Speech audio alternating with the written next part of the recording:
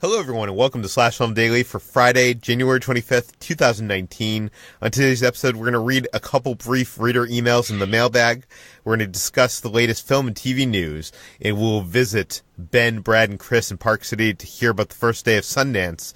This is Slash Film Editor-in-Chief Peter Soretta, and joining me on this podcast is Slash Film Managing Editor Jacob Hall. Hello, hello. And writer Wytren Bowie. Hey, everyone. So we have the house to ourselves, guys. Brad, Ben, and Chris are in Utah right now. They're in the second day of Sundance. And news has also slowed down because most of the industry is in Park City. But we have a couple things to talk about today. But before we get to that, I want to get into the mailbag. And before we get to that, actually, I want to plug a couple things that are on the site today because I think they're interesting. Yeah, so Jack Giroux did an interview with director Karyn Kusama about her film Destroyer, which stars Nicole Kidman as a sort of hard-boiled detective. And he talked to her about filming in LA and showing a whole new side of LA, as well as a whole new side to Nicole Kidman, who undergoes quite a physical transformation in this film. She's very stripped down and very gritty, a word that many people hate to use. I couldn't think of another word. So. Yeah. But yeah, it's a great interview, and you should check it out on our site. Yeah, and also today, Rob Hunter has the latest in his long-going column on our site, The Best Movies You've Never Seen. This one focuses on movies set in boys' schools, and I've talked about this in the past on the site. We actually have had Rob on talking about this column. He continually, how often does this run? Every 2 weeks. Every 2 weeks, yeah. He continually comes up with lists of movies that are, one, worth seeing, and two, that you probably have never seen, maybe not even heard of. And in this list of movies, I've seen none of them. So, if you're looking for, a way to discover new movies, I highly recommend checking out Rob Hunter's list. And I also love that he goes into, he's not like, here's the best comedies you've never seen. It's, here's the best movies set at boys' schools that you've never seen. It's very so specific. Yeah. Yeah, we have a lot of really good streaming columns written by members of the staff and freelancers. The most recent one, the youngest one, is actually about the oldest movies. And that's Britt Hayes has been doing Hidden Streams, which is, once Filmstruck died, she came to the idea of saying, can I do a column where I write about older movies and classics that are still streaming, because it proved that we don't need this Filmstruck to find more classics.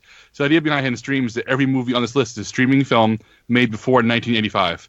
And this year, she has a good mix. I mean, this week she has a good mix. There's a crazy slasher movie in Sleepaway Camp, the King of Comedy, Martin Scorsese's most underrated movie, Chinatown, the really amazing noir film from the 70s. I mean, like, if you're the kind of person who misses Filmstruck and is still waiting for that gap be filled, Britt's column is actually a lifesaver. It really helps point out where all the classics really are. Yeah. Okay, moving on to the mailbag. We have two brief emails that I wanted to read off before it gets too old. Teal from Irvine, California writes in after our episode yesterday talking about the insane twists in Serenity that it reminded them of a few weeks ago when Jacob mentioned a card game about pitching movie ideas to studio execs, and other players could stop mid-pitch and throw in a curveball.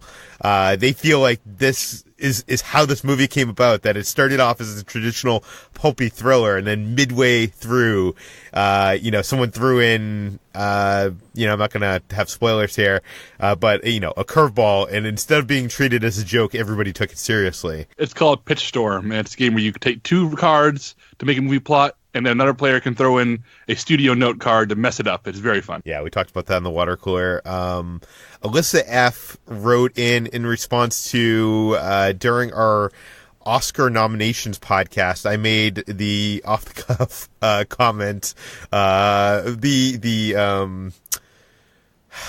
want to say irresponsible, but no, maybe ignorant comment that I didn't understand why producers get the Best Picture award. They accept the Best Picture award and the director is not involved. I want to clarify here that what I meant was I think the director should also be getting that award alongside the producers. Not that the producers weren't worthy of getting that award.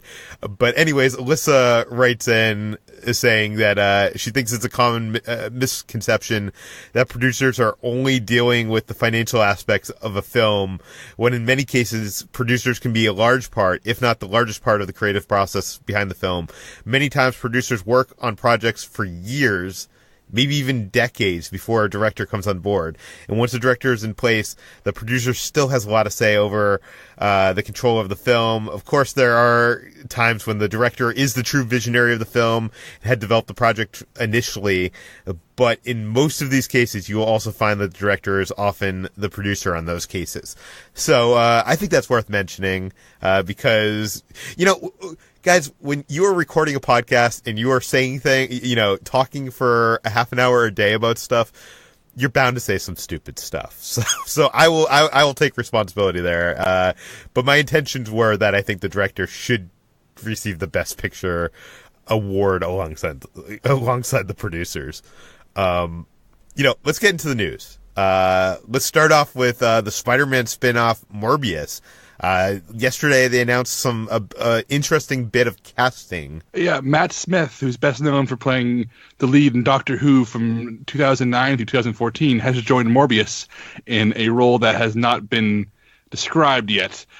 Knowing how the film industry has treated Matt Smith since the end of Doctor Who, my guess he was playing a villain. He tends to play villainous types or uncouth types, even on The Crown, where he's playing a real historical member of the British royal family. He's treated as being, sort of a foil to Queen Elizabeth, treated as sort of a guy who gets in the way and messes up. And also, Terminator Genesis cast him very poorly as Skynet, as the human personification of Skynet. So I think he has because he's British, because he has a look about him. I think he's very easy to cast as a villain, and I think that since a lot of Morbius, the living vampire, the character Jared Leto is playing in this movie, tends to face off against supernatural Marvel villains, I think he has a really good face for makeup, a really good face you could, put the right colors, put the right latex on it, and suddenly he's a really, really good monster. At the same time, looking at Matt Smith, and I mean, with no disrespect, he has such a unique look, he looks unlike any other human being maybe ever lived. So I feel like he should have been playing Morbius here. He's the one who should be playing the heroic / anti-heroic vampire who sometimes fights Spider-Man and sometimes does not. He looks born to play that part, and I'm kind of sad he's probably gonna play the villain here because I don't want to see Jared Leto star in anything. I don't really have much experience with Matt Smith outside of, Terminator Genesis. I know he's going to be in upcoming Star Wars Episode 9, probably as part of the First Order, I assume. He was a big part of Doctor Who, which I know, HT, you love. Yes. And he was my favorite Doctor, too. He has such an offbeat, quirky way about him that the role suited him so well. And I'm very bummed that all of his roles following that doesn't tap into the talents that he has for just other types of characters other than like the stiff British villain, which is upsetting. And yeah, he's a weird looking dude, but I feel like that leaves potential for him to play many other types of roles than the one he's been typecast in. See, I haven't seen enough of him to know what his style is, but looking at him, I feel like he should be more like nerdy roles. Like, he looks like a nerd. He does play a nerd in Doctor Who, but a fun nerd. he's very intense. I feel like because he has that non-traditional look, like a character like they play in The Crown, for instance, where he plays Prince Philip.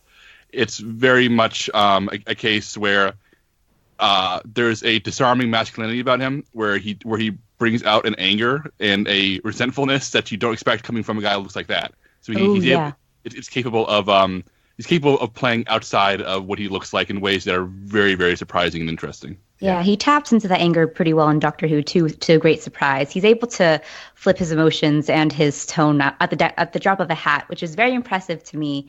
And I think that played well into a more volatile character like the Doctor.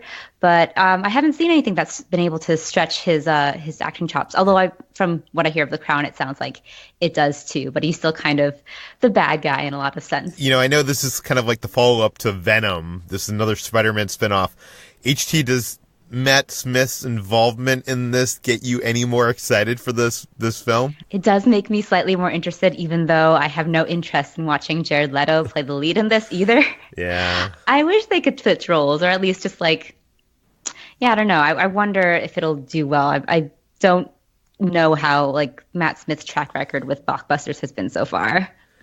I feel like I was so against Venom. I had no interest in seeing it. It looked horrible to me. And I agree it's a bad movie, but I somewhat enjoyed watching it. So I'm hoping the same thing happens here. Yeah, what I'm wondering is that Venom was a surprise hit, but it was a surprise hit with a character like lots of people know and who's really popular. Morbius the Living Vampire is niche even for some comic book fans. He's not a well-known guy. So I'm going to put $5 down on this podcast right now that there will be a Tom Hardy cameo in Morbius that'll be heavily used in the trailers to say, look, it's actually a sequel to Venom in some ways.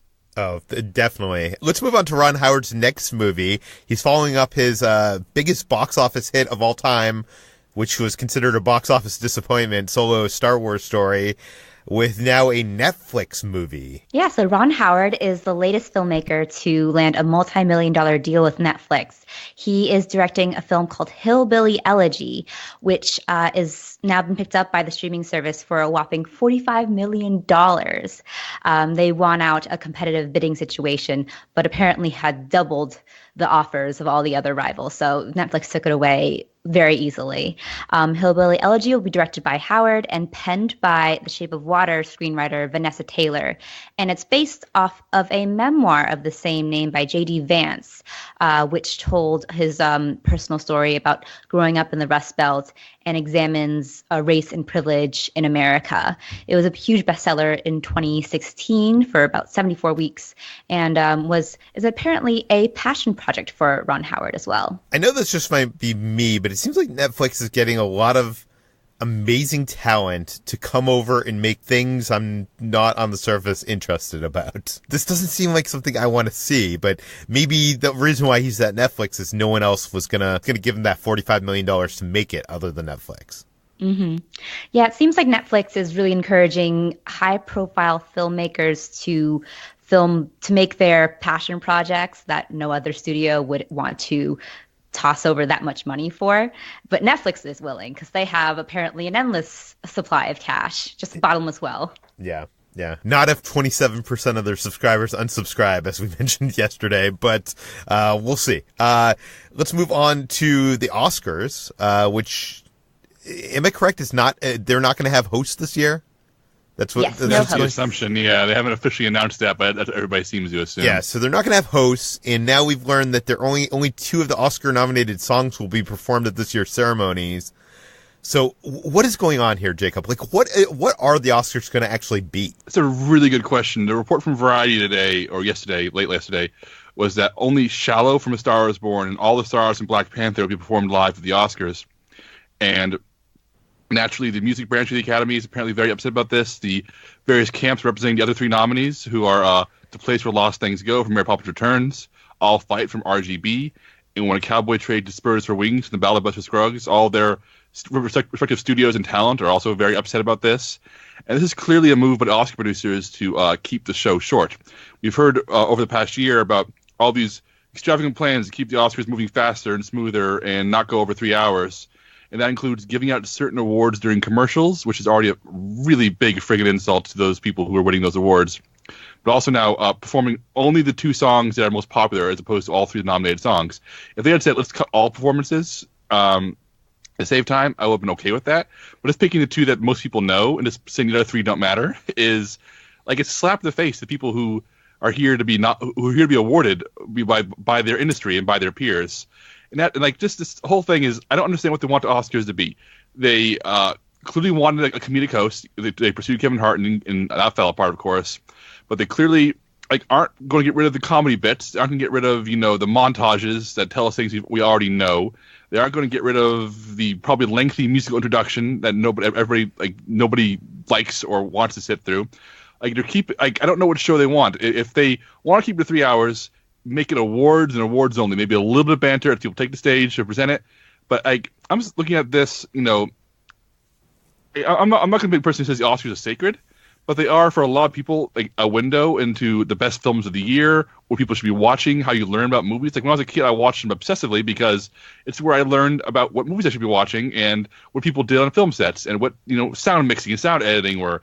And between them trying to make a more bankable show by cutting out 3-song nominees and putting people's awards during commercials, they're sacrificing the spirit of what the thing is supposed to represent, and screw all that, Peter. I'm really angry about this. I'm sure you can tell.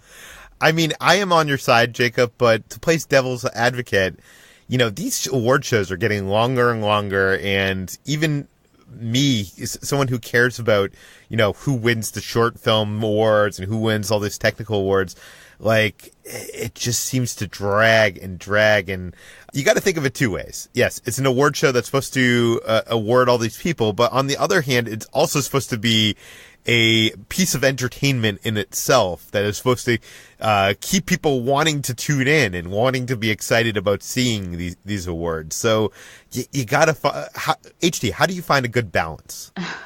That's a big question that I don't know if I can answer. I think by starting with having all the musical interludes, the musical performances, because those are the parts I actually always enjoy, and sometimes seeing them live makes a big difference in my opinion for like which ones should win. I remember last year The Greatest Showman's This Is Me was nominated. I remember thinking that wasn't the greatest song for them to nominate, but watching the live performance and seeing how soaring and inspiring it was, I realized, oh, this is why. And I understand what you're saying about just like having it be an entertaining show and having it be something that people will want to tune into. At the same time, just like putting ratings over the industry and that they're actually trying to award and they're trying to give an appreciation of feels just disconcerting. Concerning. I'd say shitty, but I'll be a little more blunt here. I just feel like there must be a way to package this to the general public in an entertaining way without compromising itself too much.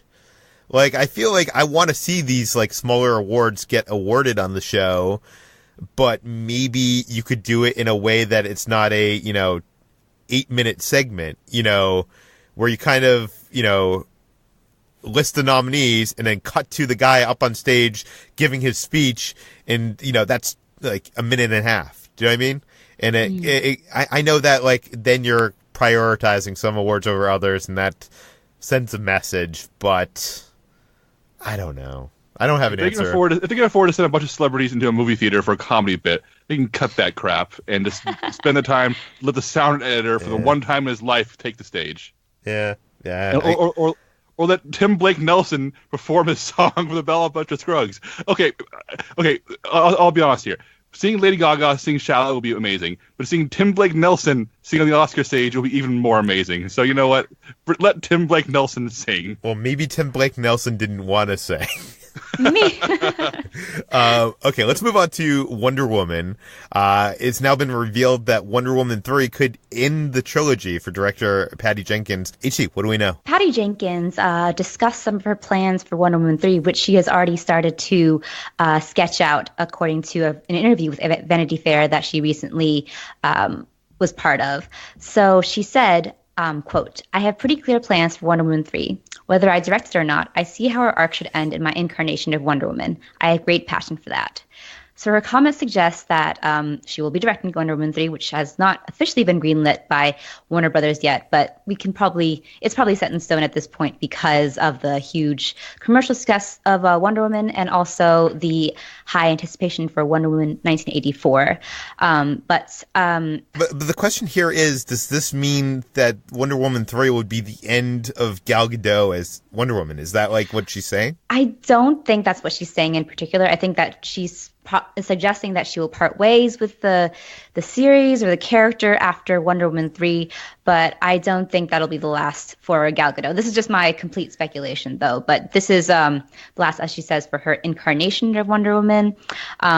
Maybe it's possible that Gal Gadot will appear in other crossover films, Justice League films, if that ever happens. But it seems that Patty Jenkins has a pretty clear vision of what she wants the arc for Diana Prince, her Wonder Woman, to be, and that's going to be in those 3 movies. Now, I know you love this that first film, and knowing what we know of the sequel, what do you think that arc is? Do you have any ideas? I think it will probably have to do with her relationship with humanity. It's something that was definitely explored in the first one, and how she learns she has high hopes for humanity and believes them to be ultimately good, and she comes to realize that they operate in grays, but that's okay as well. Whereas in 1984, that might be tested, or she's been away from humanity for too long that she has to relearn about what makes them good. And then perhaps we'll see the end of that, the finale of that, in Wonder Woman 3. I'm also wondering how the whole story with one of our favorite Chris's is going to evolve through that franchise, but we'll have to see. Let's move on to our last story, and that is Resident Evil, which was a popular video game series, became a, I guess, kind of popular movie series. They made so many sequels of them. I guess it was popular. I don't know who watches them, but now it is going to become a TV series at Netflix. Jacob, what do we know? The answer to the question, Peter, who watches them? I, Jacob Hall, watches Resident Evil movies. I've seen them all, and they range from entertaining junk to very bad junk that I still like watching because I'm weird. But Constantine Films, who produced all 6 Resident Evil movies, is working with Netflix to make a series. And the question here is that is this replacing the newly announced reboot film that was just revealed last month that Strangers Prey at Night director Johannes Roberts is working on? That's unknown. My guess is probably run concurrently. The other thing is that Deadline, who broke the story, notes that this will expand the Resident Evil universe and deepen the existing mythology. What makes up the show is going to be connected to the existing movies in some way. And I read about this at length in Slash Film, but I think this is a mistake. Because just today, Capcom, who makes Resident Evil games, is releasing their remake of Resident Evil 2 from 1998. It's a top-to-bottom remake of the game, and it's I played a 30-minute demo they released. And it's spectacular, and it's a reminder that Resident Evil, before the movies, was a horror series. You never had enough bullets. Monsters could overwhelm you in any second. It's very scary. You're running constantly, sweating constantly, and trying to survive. Whereas in the movies, it was just lots of slow-motion explosions and lots of people killing monsters effortlessly. So what I'm hoping here is that Constantine Films and Netflix sees this as an opportunity to make a horror show. Look at the success of horror on Netflix, and of which there's been quite a bit, and return it to its roots, because the interest in the reviews of the new Resident Evil 2 remake suggests that people are ready for Resident Evil to be horror again. And while I have a soft spot for the movies and their B-movie charms, they are big, dumb action movies, whereas Resident Evil was originally built to be a genuinely scary, chilling experience.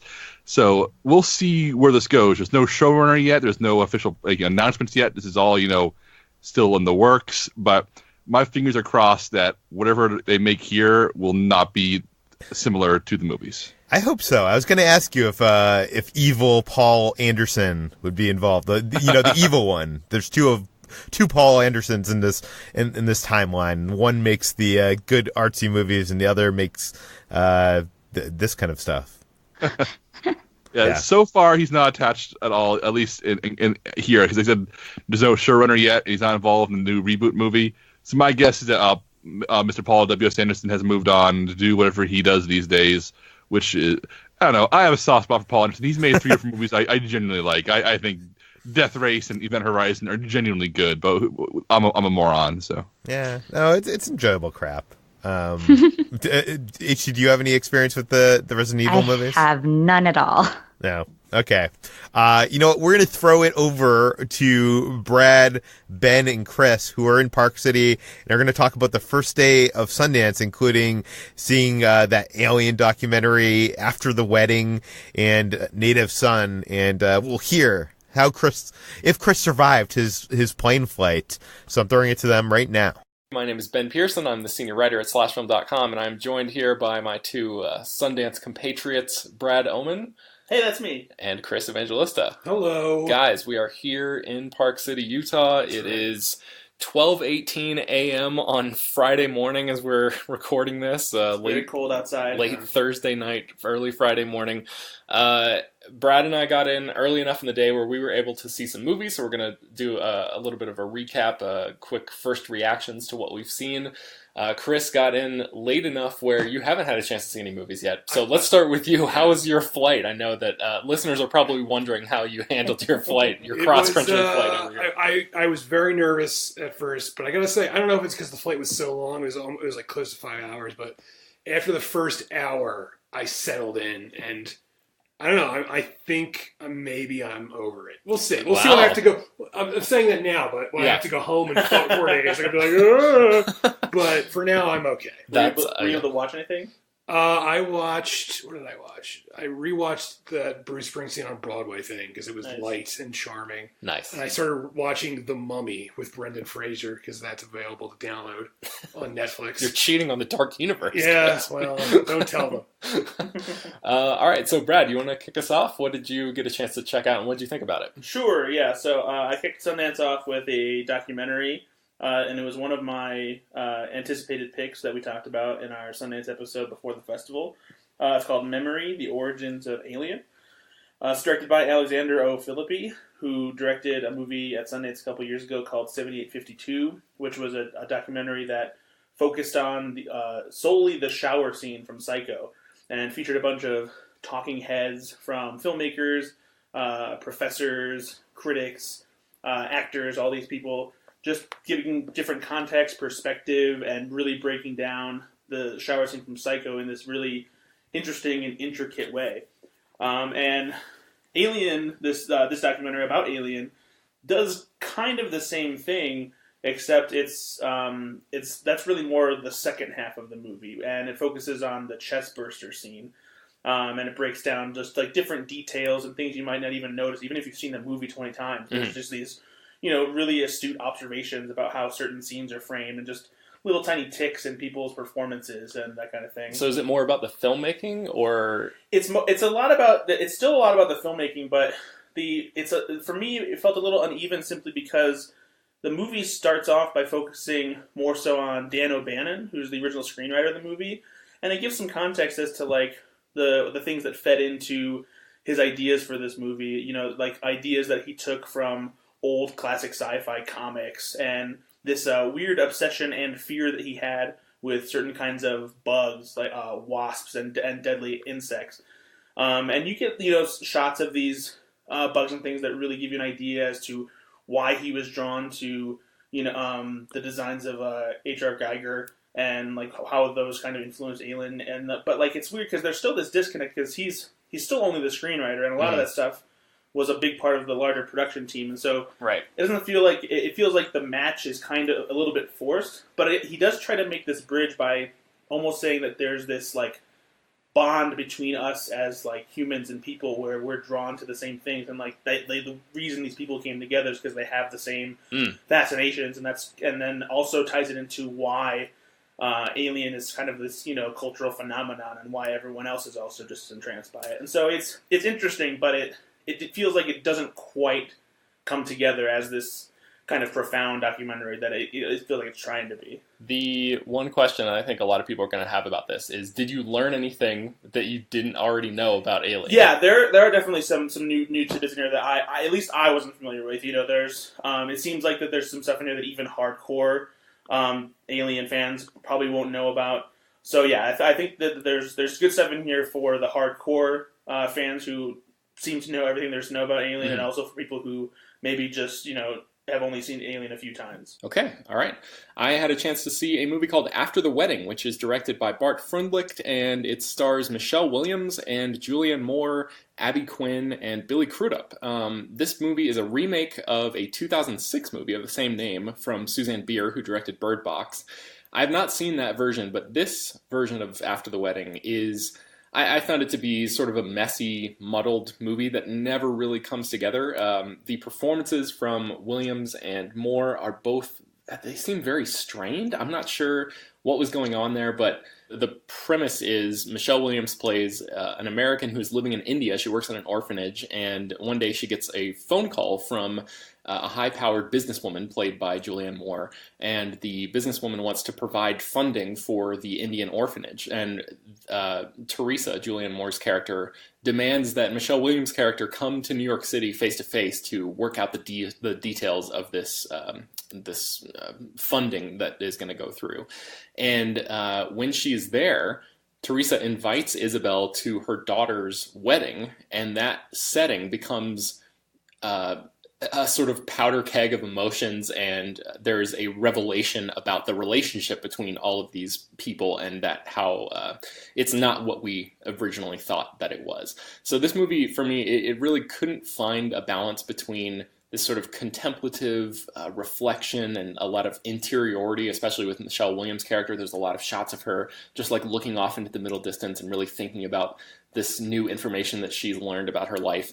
And on the other hand, it sort of whiplashes back and forth between that and like this really intense, fiery, almost like emotional outbursts. And to me, none of it felt genuine. There's just a sense of artificiality and a sense of artificiality to the whole thing. I could never really dial in on the characters and get and care about what they were going through. I don't know. I'm trying to work through all of my feelings about this, and you'll probably be able to read that in my review. But yeah, I was very disappointed with After the Wedding. I do want to say really quickly, though, that Billy Crudup is really good in this movie. He plays Julianne Moore's husband, and he's an artist in the film. He's just an actor that I want to give a shout out to, because I feel like he has been consistently great in Hollywood for over a decade, and he's just so underutilized, it seems. So I hope Billy Crudup gets more roles.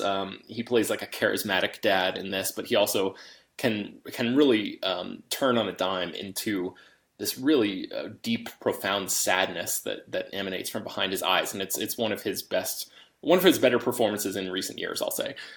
So that is After the Wedding. I was kind of bummed out about that. I also had a chance to see Native Son, which is an adaptation of Richard Wright's 1940 novel, which I have not read, but as a single film, even divorced from the context and the comparisons to the novel, this movie is very, very good. It stars Ashton Sanders, who played the teenage version of Chiron in Moonlight. And man, this guy is legit. He is definitely a young up-and-coming actor to watch. I mean, as if Moonlight didn't tell us that. He's really, he is like the focus of this movie, and he carries the entire thing on his shoulders. He's terrific. Margaret Qualley from The Leftovers is in this. Bill Camp, who appeared in like Molly's Game, and he was in The Night Of on HBO, he is in this.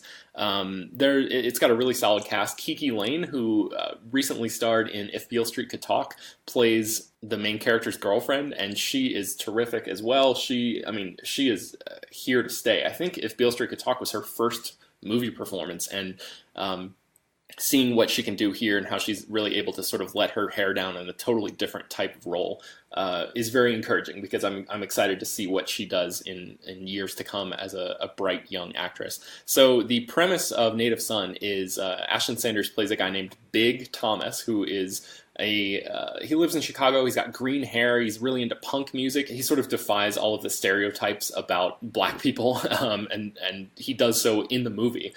People make assumptions about him and his character all the time, and he just sort of like rolls his eyes and lets it roll off his back. But the premise of the movie is that he ends up getting a job as a driver, like a chauffeur, for a really, really rich white family in the north side of Chicago.